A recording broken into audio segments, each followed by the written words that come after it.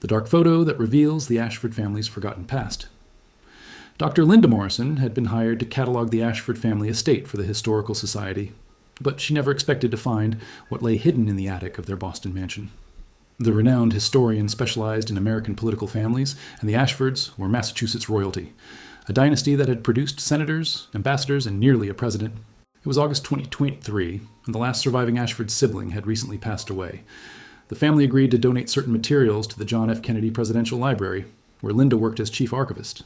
She climbed the narrow stairs to the third-floor attic, dusty and stifling in the summer heat. Boxes were stacked everywhere, labeled with decades: 1920s correspondence, 1940s photographs, 1960s campaign materials. And Linda worked methodically, photographing and cataloging each item. Then she found a leather trunk pushed far into a corner, covered with a heavy blanket, as if deliberately hidden. Inside the trunk were photographs, dozens of them, all featuring the same young woman: formal portraits, candid beach shots, school pictures. The woman appeared in images from the 1920s and 1930s, always among the Ashford children. But Linda had studied the Ashford family extensively and had never seen this woman in any published family history. She found a formal family portrait from 1938. 11 people posed in an elegant room with luxurious curtains and refined furniture. Richard Ashford, the patriarch, sat center with his wife Catherine beside him. 9 children surrounded them, 5 daughters and 4 sons, all impeccably dressed in the style of the era. Linda's breath caught. She recognized most of the faces: Robert Ashford, who became a decorated war hero and senator; William Ashford, the Attorney General; Patricia, who married into European aristocracy. But one young woman, seated to her father's right, was unfamiliar. She appeared to be about 20 years old, with a shy, uncertain expression that contrasted with the confident poses of her siblings. Linda turned this photograph over, written in faded ink: Ashford family, Christmas, 1938. Complete. Complete? But published Ashford genealogies listed only 8 children, not 9. Who was this missing daughter? Linda searched through more boxes frantically. She found letters, report cards, medical documents, all relating to someone named Elellanar Ashford. Birth certificate: Eleanor Marie Ashford, born March 15th, 1918. School records from elite private schools. Letters to her mother discussing piano lessons and French tutoring. Then, abruptly, the documentation stopped in 1941. No more photographs, no more letters, nothing. It was as if Eleanor Ashford had simply ceased to exist after age 23. Linda found one final item at the bottom of the trunk: a medical invoice from November 1941. The procedure listed made her blood run cold. Prefrontal leucotomy, $200. Below it, in different handwriting: Patient E. Ashford. Referring physician, Dr. James Watts. Consulting, Dr. Walter Freeman. Freeman and Watts. Linda knew those names. They were the pioneers of lobotomy in America, performing thousands of the procedures in the 1940s and 1950s before the practice was widely recognized as barbaric. Eleanor Ashford had been lobotomized. Then she had been erased from family history. Linda sat back, her hands trembling as she held the 1938 photograph. This wasn't just a missing piece of Ashford family history. This was evidence of something dark, a young woman whose existence had been deliberately hidden, whose life had been stolen by a brutal medical procedure, all to protect a powerful family's reputation. She pulled out her phone and called her supervisor. "I found something," she said quietly. Something the Ashfords never wanted anyone to see. The investigation into Eleanor Ashford's forgotten life was about to begin. Linda spent the next week assembling everything she could find about the Ashford family's public image in the 1930s and 1940s. What she discovered was a carefully crafted narrative of American perfection, a story that had no room for imperfection or disability. Richard Ashford built his fortune in banking and real estate during the 1920s, surviving the Depression by strategic investments and ruthless business practices. By 1932, he had become one of Boston's wealthiest men, with ambitions far beyond business. He wanted political power, social prestige, and a legacy that would endure for generations. Catherine Ashford came from old Boston money. Her family traced its lineage to the Mayflower. She brought respectability and connections to Richard's nouveau riche fortune. Together, they created what newspapers called America's most promising family. The Ashford children were raised to be exceptional. The sons attended Harvard and Yale, excelling in academics and athletics. The daughters were educated at the finest finishing schools, trained in languages, music, and the social graces necessary for advantageous marriages. Every public appearance was orchestrated, every photograph carefully composed. Linda found dozens of newspaper articles from the 1930s featuring the Ashford family. Boston's royal family hosts charity gala. Young Ashfords excel in academic competition. Senator's visit to Ashford Estate. The coverage was universally positive, portraying a family of intelligence, beauty, and civic responsibility. But Eleanor appeared in very few of these articles. When she did, the descriptions were brief and vague. A 1936 Society column mentioned the Ashford daughters attending a debutante ball, but didn't list Eleanor by name. A 1937 photograph showed the family at their Cape Cod estate. Eleanor was positioned at the edge of the frame, partially obscured by her sister. Linda contacted Dr. Harold Jennings, a medical historian at Boston University who specialized in the history of psychiatric treatment. She showed him Eleanor's medical invoice and the family photographs. "This fits a pattern I've seen before," Harold said, his expression grim. Wealthy families in the 1930s and 1940s were obsessed with eugenics and genetic perfection. Any child who showed signs of intellectual disability, mental illness, or behavioral problems was seen as a threat to the family's reputation and genetic legacy. "What kind of problems would have led to a lobotomy?" Linda asked. "In Eleanor's case, we'd need to see medical records. But based on the timing, 1941, when she was 23, I'd guess developmental disabilities, possibly intellectual impairment or behavioral issues that became more noticeable as she reached adulthood. Families often hid these children during childhood, then faced difficult decisions when they couldn't be hidden anymore." Harold pulled up historical documents on his computer. Freeman and Watts performed their first lobotomy in 1936. By 1941, they were promoting the procedure as a miracle cure for everything from schizophrenia to rebellious behavior in women. Wealthy families paid them enormous fees. $200 in 1941 would be about $4,000 today to fix family members who didn't fit the perfect image. Linda felt sick. They mutilated a young woman to protect their reputation. Yes, and it was legal, even considered progressive medicine at the time. The Ashfords would have been praised for seeking the most modern treatment available. Linda returned to the archives, now searching specifically for Eleanor. She found a few private letters between Catherine Ashford and her sister, never intended for public view. One from 1938 read, "Eleanor continues to struggle with her studies. The tutors say she tries hard but simply cannot grasp concepts her siblings master easily. Richard worries about her future. What marriage prospects does a slow girl have?" Another letter from 1940 was more troubling. "Eleanor's episodes have become more frequent. She grows agitated easily, sometimes violent with the staff. Richard insists we cannot send her to an institution. The scandal would be unbearable. We must find another solution." The solution came in November 1941. After the lobotomy, Eleanor disappeared from all family records. She was never mentioned in public again. Linda found one final clue, a property deed from 1942. Richard Ashford purchased a private estate in rural Vermont, transferring ownership to a trust managed by a psychiatric care facility. The deed specified that one resident would live there permanently, with all expenses paid by the Ashford family trust. Eleanor hadn't died. She had been hidden away, institutionalized for life after the lobotomy destroyed her personality and cognitive abilities. The perfect Ashford family image had been built on the erasure of their most vulnerable member. Linda needed to understand who Eleanor had been before the lobotomy. She contacted the historical societies of schools Eleanor attended, requesting any available records. What she found painted a picture of a girl who had struggled but had been loved, until that love proved insufficient against her father's ambition. Eleanor's elementary school records from the prestigious Windsor School showed a student who worked diligently but fell behind academically. A 1928 teacher's note read, "Eleanor is a sweet, gentle child with a kind disposition. She struggles with mathematics and reading comprehension, but shows talent in music and art. She requires extra time and patience." By middle school, the gap between Eleanor and her siblings had widened significantly. While her brothers and sisters earned top marks, Eleanor barely passed.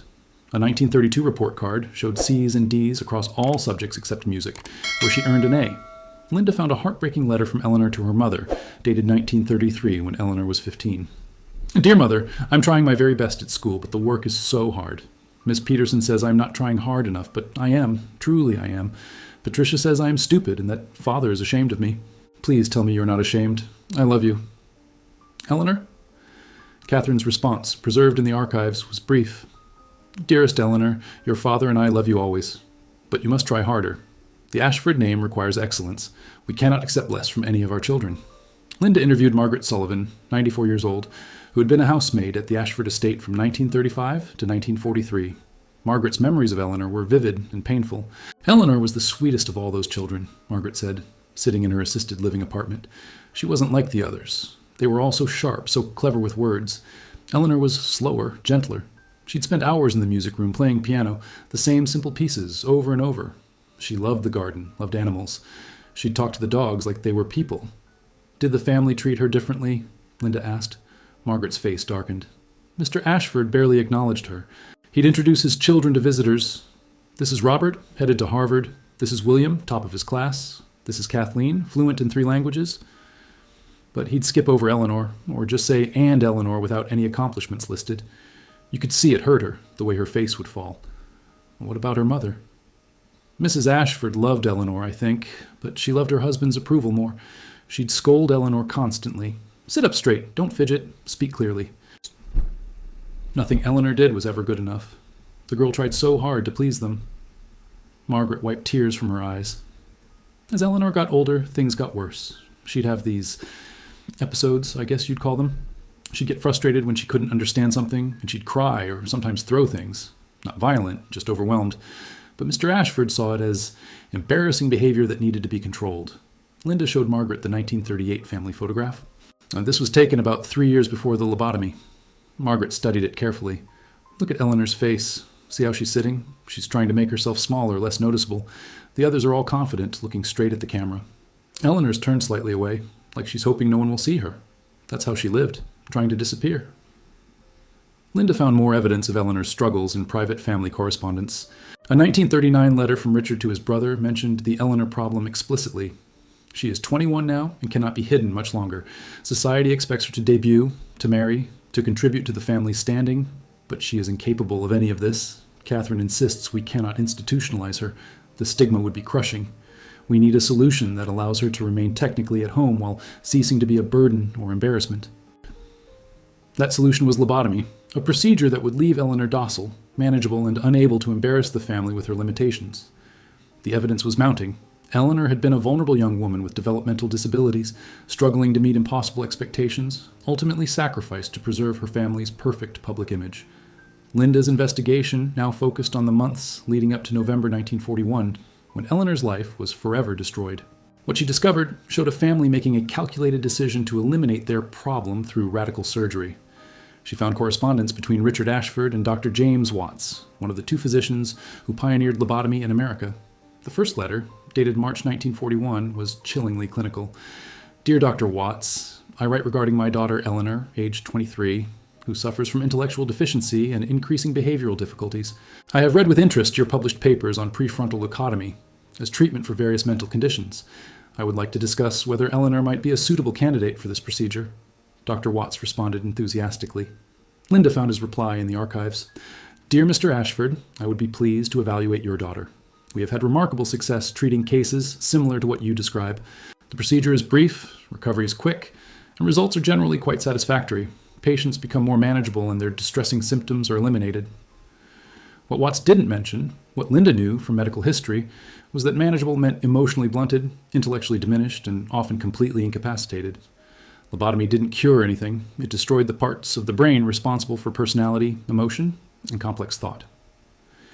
Linda contacted Dr. Patricia Brennan, a neurologist and medical ethicist at Massachusetts General Hospital. She showed her the correspondence and asked for context. This is horrifying, but not unusual for the era, Patricia explained. In the 1940s, lobotomy was promoted as a miracle cure. Freeman and Watts performed thousands of procedures on people diagnosed with everything from schizophrenia to depression to simple disobedience, especially in women. Families were told their troublesome relatives would become calm and cooperative. What they weren't told was that those people would lose their essential humanity. How was the procedure performed? Linda asked. Patricia pulled up historical medical illustrations. In 1941, it was surgical lobotomy, drilling holes in the skull and severing connections in the frontal lobe. Later, Freeman developed the transorbital lobotomy, inserting an ice pick-like instrument through the eye socket. Both methods destroyed brain tissue responsible for personality, decision-making, and emotional regulation. Linda found Eleanor's preoperative evaluation, written by Dr. Watts, in October 1941. It described her as a young woman of limited intelligence with episodes of emotional instability and oppositional behavior. Patient shows affection for family members, but becomes frustrated when unable to complete tasks. Occasionally displays tantrums when corrected. Recommend prefrontal leucotomy to reduce emotional reactivity and increase manageability. The tantrums were a young woman's understandable frustration at being constantly criticized for limitations she couldn't control. The oppositional behavior was probably her attempting to assert basic autonomy. None of it warranted brain surgery. Linda found Catherine Ashford's diary entry from November 1941. written the day before Eleanor's lobotomy. Tomorrow we take Eleanor to the hospital. Richard assures me this is for the best, that the doctors are the finest in the country, that Eleanor will be happier afterward, calm and content instead of anxious and struggling. But my heart is heavy. She is my daughter. I remember her as a baby, so sweet and gentle. Am I betraying her by allowing this? Richard says I must think of the other children, of the family's future. Eleanor's condition threatens everything we've built. This is the only solution. God forgive me if I am wrong.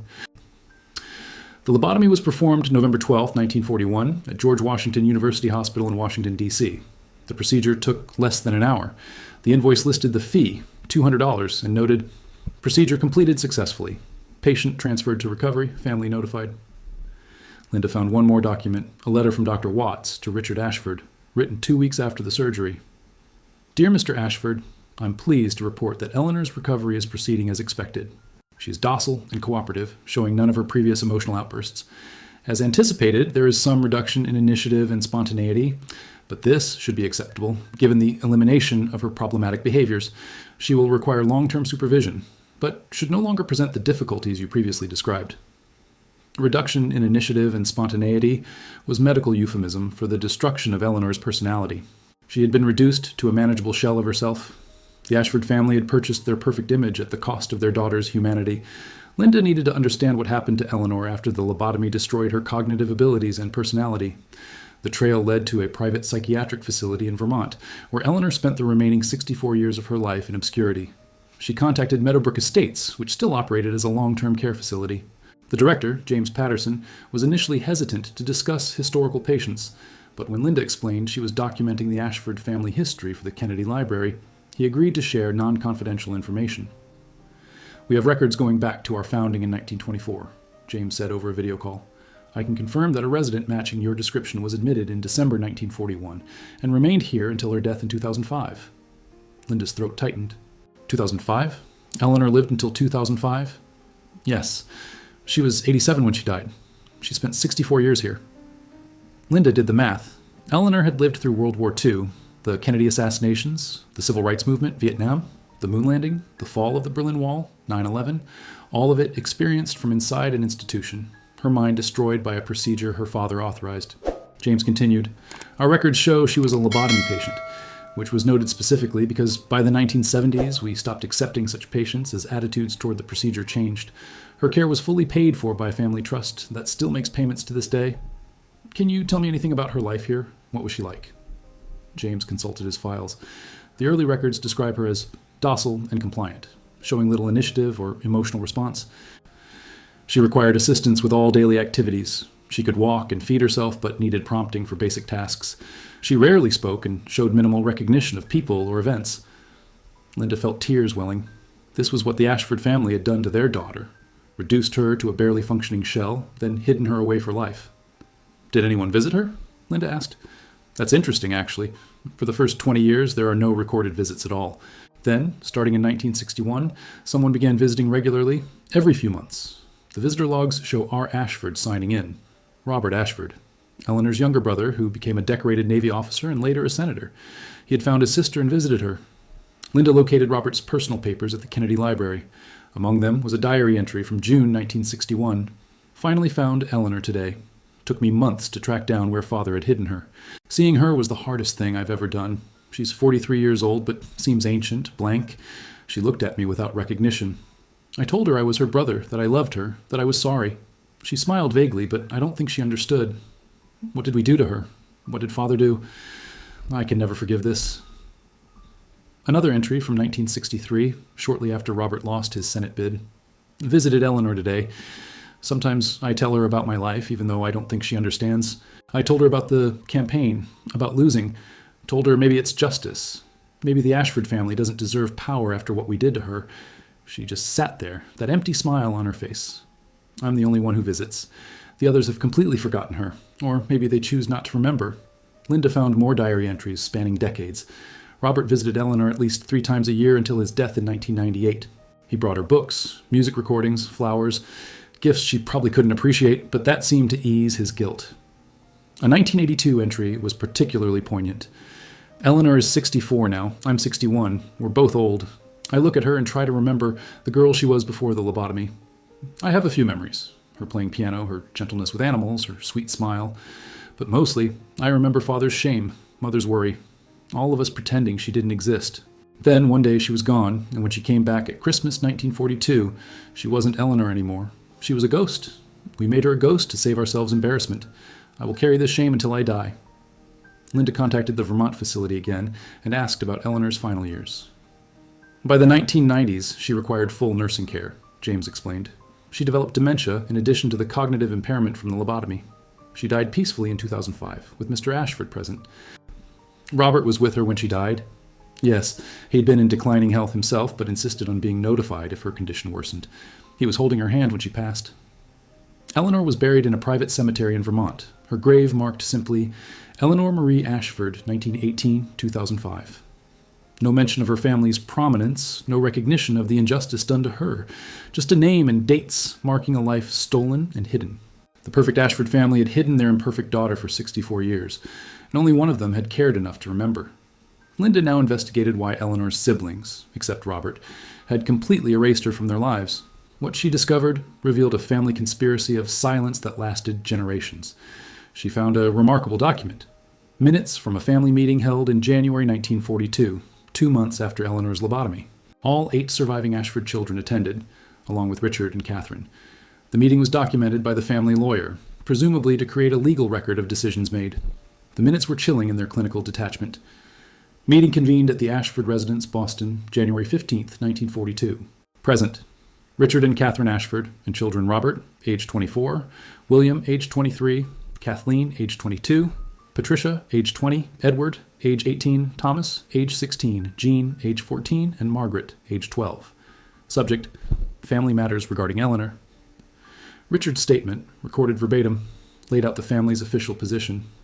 Eleanor has been placed in a private facility where she will receive excellent care for the remainder of her life. The procedure she underwent was necessary for her own well-being and peace of mind. However, given the sensitive nature of her condition and treatment, we have decided as a family that Eleanor's situation will not be discussed publicly. When asked about family composition, we will refer to our 8 children. Eleanor's name will not appear in any public family documents or photographs going forward. This is not to diminish Eleanor, but to protect her privacy and dignity. The lawyer's notes indicated that all siblings agreed to this decision, though Robert's agreement was marked with an asterisk, and the notation, R. Ashford expressed reservations, but will comply with family decision. Linda found evidence that this conspiracy of silence was rigorously enforced. When Kathleen published a memoir in 1968 titled Growing Up Ashford, Eleanor was completely absent. The book described growing up as one of 8 children in a prominent Boston family, detailing elaborate family vacations, educational experiences, and social events. Eleanor appeared in none of these stories. Patricia, interviewed for a Society magazine in 1975, discussed my 7 siblings and described family dinners where all 8 of us children gathered around the table. Eleanor had been erased so completely that Patricia didn't even have to consciously lie. She had simply rewritten her own history to exclude her inconvenient sister.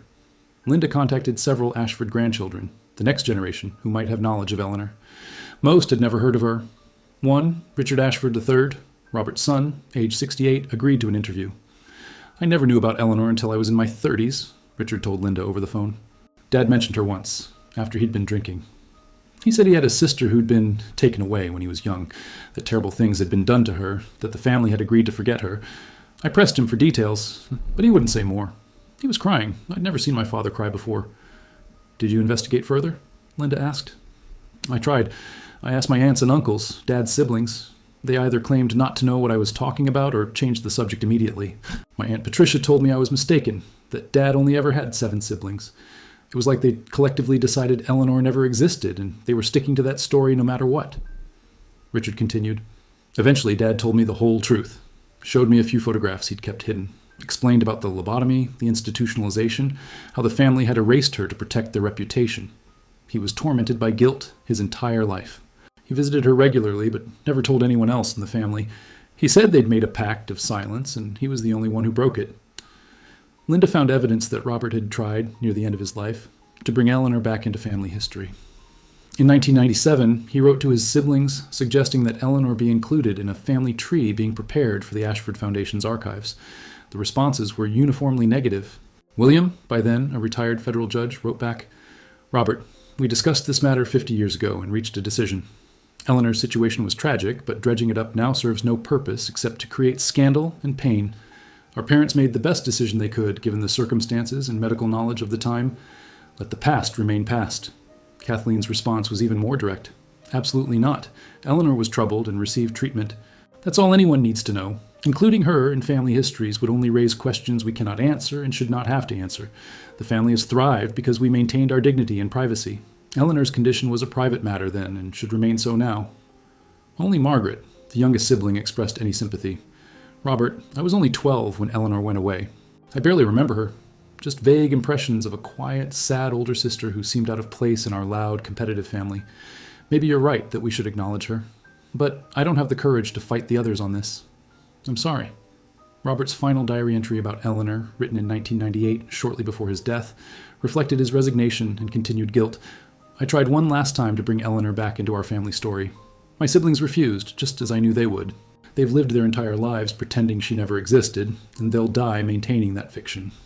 I'm the only one who remembers, the only one who visits, the only one who cares. When I die, Eleanor will be forgotten completely. Unless someone finds these papers and tells her story, she will disappear from history as if she never lived. That seems the cruelest fate of all. Linda realized she was that someone. She had found Robert's papers and Eleanor's story. She had the power to restore Eleanor to history, to break the decades of silence the Ashford family had maintained. The question was, should she? Linda needed expert context on lobotomy to fully understand what had been done to Eleanor. She contacted Dr. Elliot Wallenstein, a neurologist and historian who had written extensively about the lobotomy era in American medicine. Dr. Wallenstein agreed to review Eleanor's medical documents and provide historical analysis. They met at his office at MIT, where he had assembled materials documenting the rise and fall of lobotomy in America. Lobotomy is one of the darkest chapters in medical history, Elliot began, precisely because it was promoted as progressive, scientific treatment by respected physicians and enthusiastically adopted by wealthy, educated families. The Ashfords weren't ignorant or cruel by the standards of their time. They were following what was considered cutting-edge medical advice. He pulled up photographs of Walter Freeman and James Watts, the two doctors who performed Eleanor's procedure. Freeman was a brilliant self-promoter who genuinely believed lobotomy would revolutionize psychiatry. Watts was a more cautious neurosurgeon who performed the actual operations. Together, they promoted lobotomy as a cure for virtually every mental condition. Elliot showed Linda medical journals from the 1940s with titles like Psychosurgery, a New Treatment for Mental Disease, and Successful Management of Difficult Patients Through Prefrontal Leucotomy.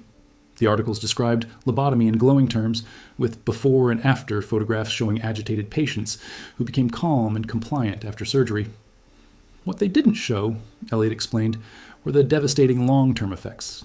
Patients lost their ability to plan, to feel complex emotions, to form meaningful relationships. Many became incontinent, unable to care for themselves.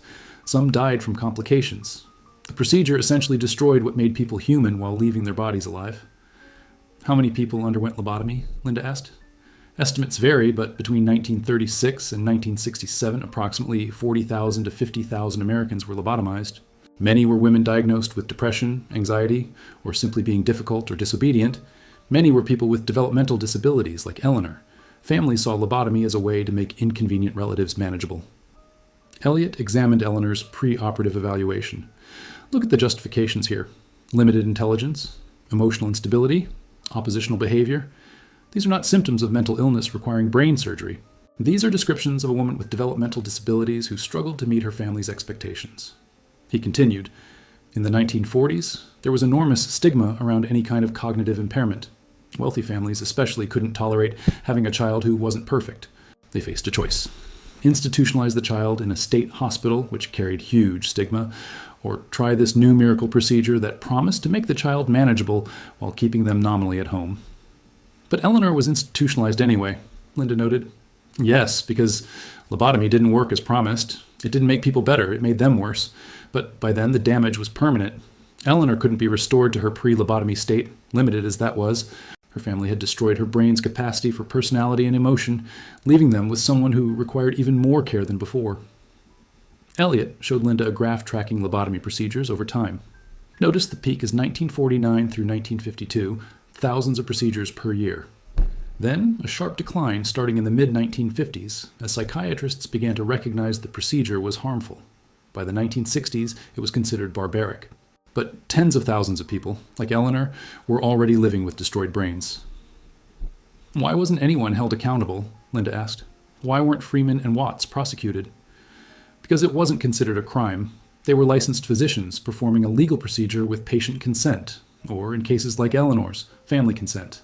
There was no framework for recognizing what they did as medical malpractice or human rights violations. Freeman continued performing lobotomies into the 1960s, even after most hospitals banned the procedure. He was finally stopped only when a patient died during surgery. Elliot pulled up one more document, a statement from the World Health Organization in 1977 that condemned lobotomy as a violation of human rights and called for its complete cessation. By then, Eleanor had been living with a destroyed brain for 36 years.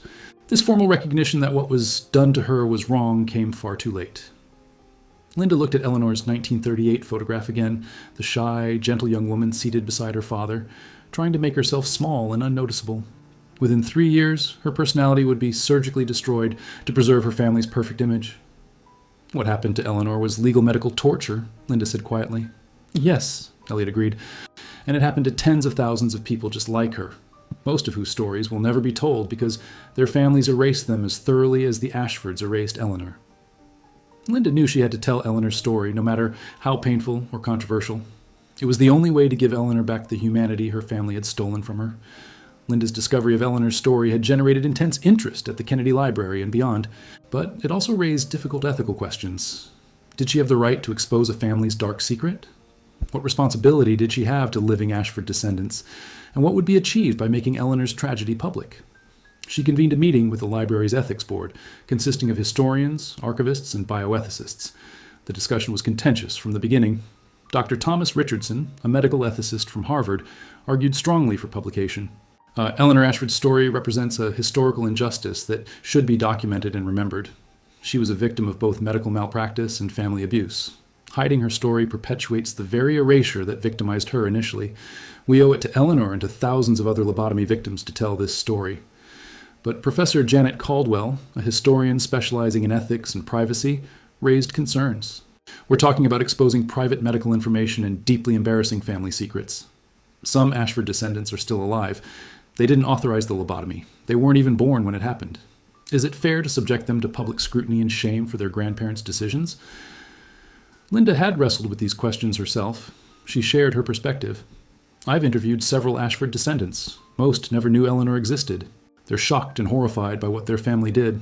Some support telling the story. They feel Eleanor deserves recognition. Others are terrified of public scandal. But here's what I keep coming back to. Eleanor had no choice in what was done to her. She had no voice in her own life. Someone has to speak for her now. The board reviewed relevant legal and ethical frameworks. Under archival ethics guidelines, Linda had the right to publish information from donated materials unless specifically restricted by the donors. The Ashford estate had placed no restrictions on the materials, probably because they didn't know the Eleanor documents existed in that attic trunk. Attorney Michael Zhang addressed the legal concerns. There's no legal barrier to publication. Eleanor is deceased. The events occurred over 80 years ago. All the principals, Richard and Catherine Ashford, the doctors who performed the lobotomy, are long dead. Living descendants have no legal standing to prevent publication of historical documents. But should we publish just because we can? Janet pressed. What's the purpose? Who benefits? Linda had prepared for this question. I've researched the history of lobotomy extensively now. There are very few detailed case studies of individual victims. Most lobotomy patients disappeared from history, just like Eleanor did. Their families hid them, and no records survived. Eleanor's story is unusually well documented because of her family's prominence and their compulsive record-keeping. This is a rare opportunity to put a face and a name to a historical atrocity, to show the human cost of a medical procedure that destroyed tens of thousands of lives. She continued, moreover, Eleanor's story reveals something important about how wealthy, powerful families operated in the mid-20th century. The Ashfords represented themselves as paragons of American virtue, public service, philanthropy, moral leadership. But privately, they tortured their own daughter to maintain that image. That hypocrisy deserves exposure. Dr. Richardson added, there's also educational value. Most Americans today have never heard of lobotomy. They don't know this happened. Eleanor's story, because it involves a prominent family, will reach a wide audience and educate people about this dark chapter of medical history. The board debated for hours. Finally, they reached a consensus. Linda could proceed with publication, but with specific ethical guardrails. She would focus on Eleanor as an individual and victim, not sensationalize family scandal. She would offer living descendants an opportunity to comment or provide context. She would work with mental health advocates to ensure the story promoted understanding of disability rather than stigmatizing it. Linda contacted Richard Ashford III, Robert's son, who had been the most open about Eleanor during their previous conversation. She explained her plans and asked for his perspective. "I think you should tell the story," Richard said after a long pause. "My father visited Eleanor for nearly 40 years. He felt tremendous guilt about what the family did to her. Near the end of his life, he told me he wished he'd spoken up, wished he'd broken the silence earlier. He said Eleanor deserved to be remembered as a real person, not erased like she never existed. Some of your relatives may not feel the same way," Linda cautioned. "I know. Some will be furious. They'll see this as betrayal, as airing family dirty laundry. But here's the thing. Eleanor was a person. She had a life, even if it was taken from her. She deserves to have her story told. If that makes some people uncomfortable, maybe they should be uncomfortable. Maybe we all should be uncomfortable knowing this is what our family did." Linda spent the next month preparing her article. She titled it, "The Forgotten Ashford: How One Family Erased Their Disabled Daughter." It would be published in American Heritage magazine and accompanied by an exhibit at the Kennedy Library featuring Eleanor's photographs, letters, and medical documents. The story would finally give Eleanor what her family had denied her: recognition, dignity, and a place in history. The American Heritage article was published in November 2024. The response was immediate and overwhelming. Within hours of publication, the story went viral on social media. News outlets picked it up. By the next morning, Eleanor Ashford's photograph, the 1938 family portrait with her seated beside her father, was everywhere. Linda's phone rang constantly. Interview requests from NPR, CNN, the New York Times. Documentary filmmakers wanting to tell Eleanor's story. Disability rights organizations praising the article for highlighting historical injustices against people with disabilities, and angry calls from some Ashford family members. Patricia Ashford, Eleanor's youngest surviving sister at age 94, released a statement through her attorney. "The publication of private family medical information is unconscionable. Eleanor's condition was addressed with the best medical treatment available at the time. Our parents made difficult decisions out of love and concern for Eleanor's well-being. This publicity serves no purpose except to sensationalize family tragedy for profit." But other responses were more supportive. The National Alliance on Mental Illness issued a statement praising the article. "Eleanor Ashford's story reminds us that people with disabilities and mental health conditions have historically been subjected to horrific abuses, often by their own families. These stories must be told so we never forget and never repeat these injustices." Disability rights activist Jennifer Harris wrote an op-ed in the Washington Post titled, "Eleanor Ashford is every disabled person's nightmare." What happened to Eleanor could have happened to any of us in 1941. She was deemed imperfect by her family's standards, so they eliminated her personality, hid her away, and pretended she never existed. Every disabled person fears this, being seen as a burden, an embarrassment, something to be fixed or hidden. Eleanor's story is a warning about what happens when perfection is valued above humanity. Linda appeared on PBS NewsHour to discuss the historical context. The host asked her why Eleanor's story mattered now, over 80 years after the lobotomy. "Because the impulse that led to Eleanor's lobotomy still exists," Linda answered. "We live in a society that values perfection, that sees disability as something to be eliminated rather than accommodated. We have prenatal testing that allows parents to abort fetuses with Down syndrome. We have genetic engineering that promises to eliminate defective genes. The technology has changed, but the underlying question remains, do we value human beings who don't fit our definition of perfect?" Eleanor's story says we didn't in 1941, and it challenges us to ask if we truly do now. The Kennedy Library opened its Eleanor Ashford exhibit in December 2024. Hundreds of people attended the opening, including several Ashford descendants. The exhibit featured the 1938 family photograph prominently, alongside Eleanor's childhood artwork, her school papers, letters between her and her mother, and the devastating medical documents authorizing her lobotomy. One wall displayed quotes from Robert Ashford's diary, including his 1998 reflection, "When I die, Eleanor will be forgotten completely. Unless someone finds these papers and tells her story, she will disappear from history as if she never lived." Richard Ashford III attended the opening and stood before that quote for a long time. "Dad would be glad this happened," he told Linda. "He spent 40 years trying to atone for what the family did. This exhibit, your article, this is his vindication. Eleanor is finally being remembered." But the most powerful moment came from an unexpected source. Dorothy Chen, a 78-year-old woman from California, contacted the library after seeing news coverage of the exhibit. She asked to speak with Linda urgently. They connected by video call. Dorothy was weeping as she explained, "I'm a lobotomy survivor. I was lobotomized in 1963 when I was 17 years old. My parents said I was too rebellious, too disobedient. The doctor said lobotomy would make me calmer, more compliant. I've lived for 61 years with the damage they did to my brain. I have emotional blunting, difficulty planning and organizing, problems with impulse control. I can function, but I'm not whole. I've never told anyone except my husband and children. Why are you telling me now? Linda asked gently. Because of Eleanor. Because someone finally told the story. For 61 years, I've carried shame about what was done to me, like it was my fault for being difficult. But seeing Eleanor's story, seeing it called what it was, abuse, medical torture, it's the first time I felt like maybe I was the victim, not the problem. Dorothy continued, there are others like me, people who survived lobotomy and have lived quietly with the damage for decades. Eleanor's story is giving us permission to speak, to acknowledge what was done to us. Thank you for telling her story. You've given voice to all of us who had our voices taken away. Linda realized the impact of Eleanor's story extended far beyond one forgotten woman. It was opening conversations about medical ethics, family responsibility, disability rights, and the definition of human worth. Eleanor, who had been erased from history, was now sparking dialogue that could help others. The dark secret the Ashford family had buried for 83 years was now illuminating present-day issues. 6 months after the article's publication, Linda stood at Eleanor's grave in Vermont. It was a sunny May morning in 2025, and the small cemetery was peaceful. Eleanor's simple headstone, Eleanor Marie Ashford, 1918-2005, would soon be replaced by a new one. The Ashford family, after intense internal debate, had agreed to install a new memorial. The inscription would read, Eleanor Marie Ashford, 1918-2005, daughter-sister, victim of medical injustice, erased by her family, forgotten by history, now remembered with love and sorrow. May her story ensure such injustice never happens again. Richard Ashford III had championed the new memorial, arguing that his father Robert's decades of visits deserved recognition and that Eleanor deserved acknowledgement of what had been done to her. Several cousins supported him. Others boycotted the memorial service, still maintaining that airing family tragedy was shameful.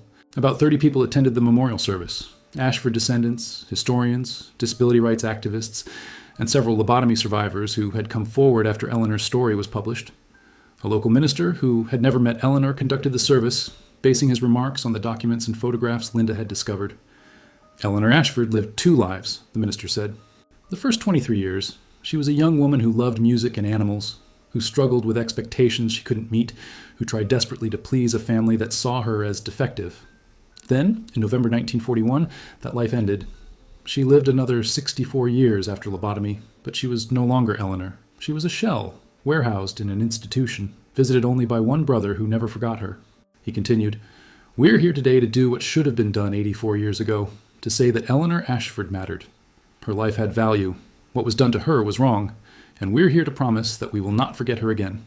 Dorothy Chen, the lobotomy survivor who had contacted Linda, spoke next. I never met Eleanor, but I feel like I know her, because what happened to her almost happened to me. The only difference is that I survived with enough of my mind intact to tell my story. Eleanor couldn't tell hers, so we must tell it for her. We must make sure the world knows what was done to people like us, people who were deemed inconvenient or imperfect and were tortured in the name of medicine and family reputation. Linda was asked to speak last. She looked at the small gathering and felt the weight of responsibility. Eleanor's story had touched thousands of people through the article and exhibit, but these were the people who had come to actually remember her, to stand at her grave and acknowledge her humanity. When I found Eleanor's photograph in that attic, Linda began, I had no idea where it would lead. I certainly didn't imagine standing here at her grave, speaking about a woman I never met, but have come to deeply care about. Eleanor's story has changed me. It's changed how I think about history, about family, about what we owe to people society deems less valuable. She continued, Eleanor Ashford was lobotomized because she didn't fit her family's definition of perfection. She was hidden away because acknowledging her existence might have damaged their reputation. For 83 years, that erasure worked. No one knew about Eleanor. She disappeared from history as completely as if she'd never been born. But now we know. Now Eleanor's story has been told. And because of that, conversations are happening. People are talking about the history of lobotomy, about medical ethics, about how we treat people with disabilities. Survivors are coming forward to share their experiences. Families are confronting difficult truths about their own histories. Linda looked at the old headstone, soon to be replaced. Eleanor can't know we're here. She died without knowing that anyone beyond her brother Robert would remember her. But we're here anyway, because Eleanor's life mattered, her suffering mattered, and her story matters, not despite being dark and painful, but because it's dark and painful. These are the stories we most need to tell and remember. After the service, people placed flowers at Eleanor's grave. Someone left a small stuffed dog, remembering the detail from the housemaid's testimony that Eleanor had loved animals. Richard Ashford III placed a photograph at the grave, the 1938 family portrait, the one that had started Linda's investigation. As the gathering dispersed, Linda stayed behind. She pulled out her phone and took a photograph of Eleanor's grave surrounded by flowers and mementos. Tomorrow, this image would be added to the exhibit at the Kennedy Library. The forgotten Ashford daughter had finally been remembered. Her dark story had been brought into light. And while nothing could undo the injustice done to Eleanor, telling her story might prevent such injustices in the future. Linda thought of Robert Ashford's final diary entry, his fear that Eleanor would disappear from history completely. He had been wrong. Eleanor's story survived because he preserved it, because he visited her for 40 years, because he felt guilty enough to document the truth in his private papers. And now, Eleanor's legacy was assured. The photo that revealed the Ashford family's dark secret had become a symbol of historical injustice, medical ethics, disability rights, and the importance of remembering the people society tries to forget. Eleanor Marie Ashford, born 1918, lobotomized 1941, died 2005, would never be forgotten again. As Linda walked back to her car, she looked back one more time at the grave surrounded by flowers. In the 1938 photograph, Eleanor had been trying to make herself invisible, shrinking away from the camera. Now, finally she was seen. The dark past had been revealed. The forgotten daughter had been remembered. And Eleanor's story would ensure that she and thousands like her would never be erased from history again.